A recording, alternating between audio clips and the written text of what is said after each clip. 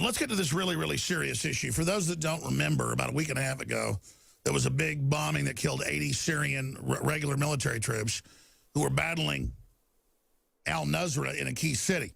And al-Nusra is the name of al-Qaeda, or the Wahhabist / ISIS.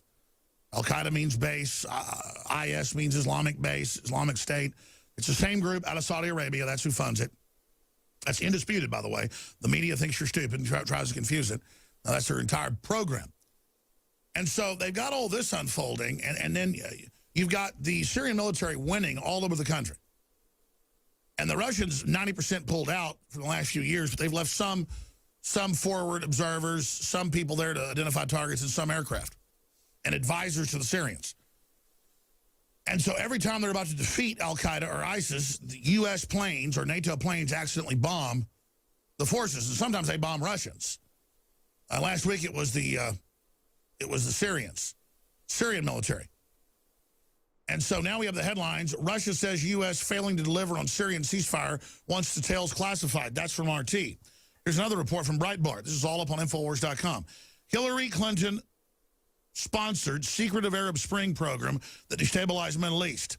Tomorrow, we're going to break a major report. Paul Watson is, with eyewitnesses, documents, you name it, that add to what is admitted. Gaddafi was trying to surrender for over a year. He didn't start the war. They wanted to wreck the country and hand it over to ISIS and al-Qaeda. That's why they did this. Because Hillary came, she saw, and, Gaddafi died. Hillary Clinton sponsored secretive Arab Spring program that destabilized Middle East. I'm giving you credit for inspiring the peaceful protest with regard to Egypt, with quotation marks around the word peaceful.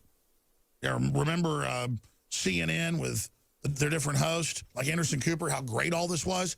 Turning loose Sunni, Wahhabist, al-Qaeda all over the region. Here's another article. West still arming al-Nusra in Syria's peace almost impossible. Russia's UN envoy. We have the video clips of all of this.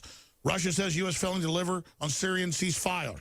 Here's another one. West still arming al-Nusra in Syria. Peace almost impossible. On and on and on.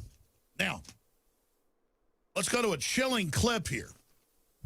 And the full clip's, again, on Infowars.com. It's like 30 minutes long of testimony. No fly zone will require war with Syria and Russia.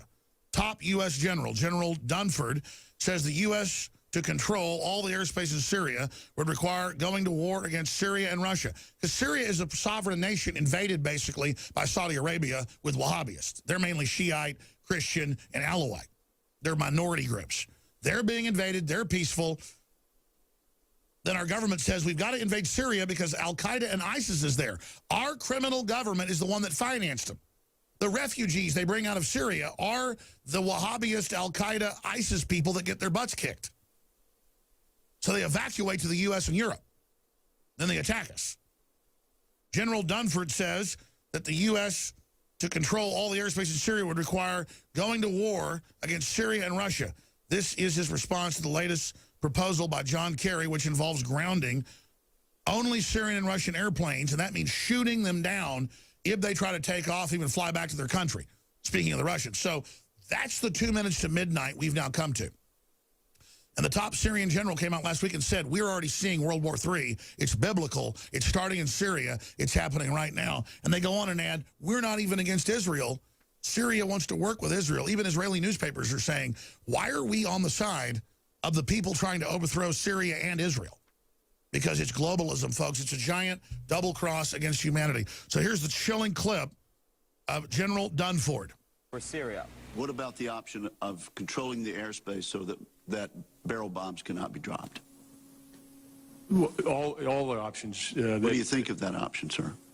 Right now, Senator, for us to control all of the airspace in Syria would require us to go to war against Syria and Russia. That's a pretty fundamental decision that certainly I'm not going to make. Let's back that up and play it again. That's the chairman of the Joint Chiefs of Staff, just like General Dempsey was the chairman 4 years ago, and they went to Obama and Hillary, and they said, listen, if we go in there, Russia's got a deal to defend them. There was Russian troops. This is a sovereign nation. They're going to fight us. And at that point, they said the military's not going to do this, and there was a stand down. There was a soft coup. We should get Dr. Pachenik on tomorrow to talk about this. It's so big. Now it's got to the point where because they go, oh, barrel bombs, like babies out of incubators. You know, they've always got some red, you know, shirt to wave. Oh, my gosh, they're dropping big bombs on al-Qaeda. They're dropping big bombs on the Wahhabists. Oh, my gosh, their country got invaded. They got attacked. They were working with the West. Syria was a good guy compared to Saudi Arabia. Saudi Arabia attacked us on 9/11, folks. We attacked Iraq, their arch enemy, that was secular and sold Playboys on store shelves, and women didn't have to wear hijabs, and 60% of their college graduates were women. The government of Iraq had more women in it than any other government in the Middle East, next to Libya. And again, what you see is truly more progressive states that want to work with the West getting set up. Saddam was trained by the CIA. It's declassified. He was set up and told to attack Kuwait. Look it up. We've been attacking the guys that don't have the beards, the guys that play rock and roll music. I'm not saying that's the sign of freedom. I'm just pointing out for Saudi Arabia. This is the bait and switch. Let's play this clip one more time. For Syria. What about the option of controlling the airspace so that barrel bombs cannot be dropped? All the options. What do you think of that option, sir?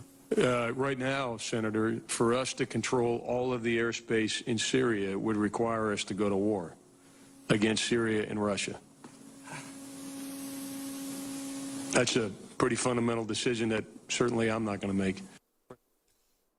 World War III.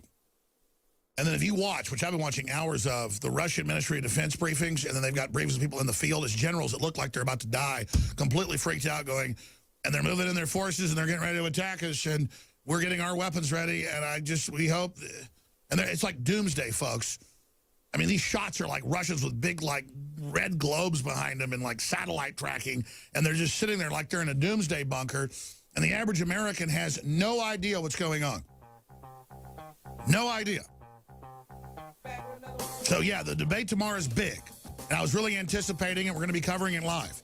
Infowars.com/show for the free feed. An hour before live coverage, live uninterrupted debate, and then 2 hours of analysis after at least. With your phone calls and more, Infowars.com/show, and some of these same stations carrying it. But meanwhile, World War III, in their own words, is being prepared.